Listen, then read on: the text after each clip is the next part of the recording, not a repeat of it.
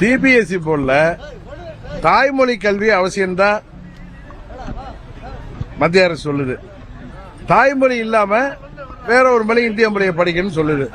கரெக்டா? அதனால இதை அம்மா மக்கள் முன்னேற்ற கழகம் மற்றும் அனைத்து இந்திய அண்ணா திராவிட முன்னேற்ற கழகத்திலான தலைமையிலான தேசிய ஜனநாயக கூட்டணி இது சம்பந்தமாக பேசி உரிய நடவடிக்கை எடுப்போம். எடப்பாடி பழனிசாமி கூட்டணியில் உள்ள கட்சிகள் குத்தகை எடுத்திருப்பதாக பாஜக முதல்வர் இன்னைக்கு விமர்சனம் பண்ணிருக்காரு.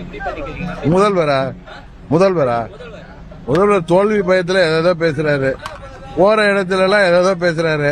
அவர் கூட்டணி கட்சிகள்ல காங்கிரசுக்கு ஒண்டி அதிகம் கொடுத்துட்டு மற்ற கூட்டணி கட்சிகளுக்கு ஏன் குறைச்சு கொடுத்தாருங்கிறத எல்லாரும் கேட்கிறாங்க.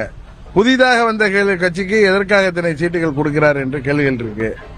அவருடைய கூட்டணி தான் விமர்சிக்கப்படுகிறது. எங்கள் கூட்டணி என்பது இயற்கையான கூட்டணி. இது தமிழ்நாட்டு மக்கள் ஏற்றுக்கொண்டிருக்கிற கூட்டணி. உறுதியாக தமிழ்நாட்டிற்கு தேவையான திட்டங்களை மத்திய அரசிடமிருந்து பெறுவதற்கு உதவிகரமாக இருப்பதற்கான கூட்டணி. மத்தியில் ஆள்கிற பாரதிய ஜனதா கட்சி இந்த கூட்டணியில் இருப்பது தமிழ்நாட்டின் தேவைகளை, மக்களின் நலன்களை, வளர்ச்சி திட்டங்களை பெறுவதற்கான கூட்டணி.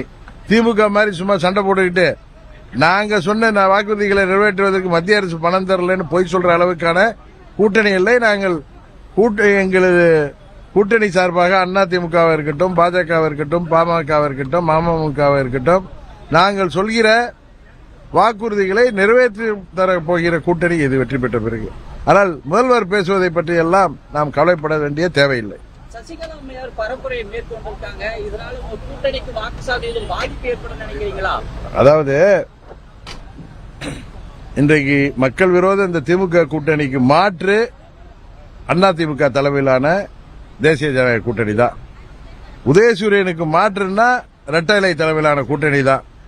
மற்ற கட்சிகளால் எங்களுக்கு எந்த பாதிப்பு இருக்காது. திமுகவுக்கு வேண்டுமானால் புதிய கட்சிகள் வரவால் திமுகவின் வாக்கு வங்கி சரிவதற்கு வாய்ப்பு இருக்கிறது. அப்படிலாம் அவர் சொல்றது அவரது அறியாமை.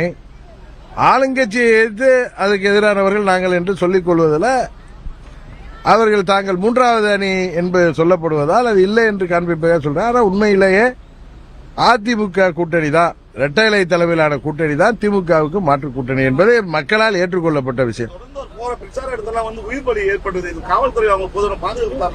நீங்க திரு விஜய் அவர்கிட்ட தான் கேட்கணும். அது காரணம் என்ன, அதுக்கு ரெமெடி என்னன்னு அவர் தான் சொல்லணும். நீங்க தான் சொல்லணும்.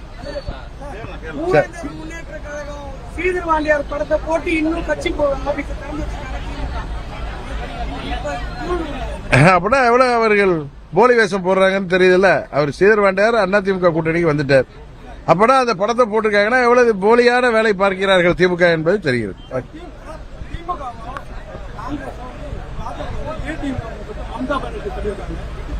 என்னங்க திமுக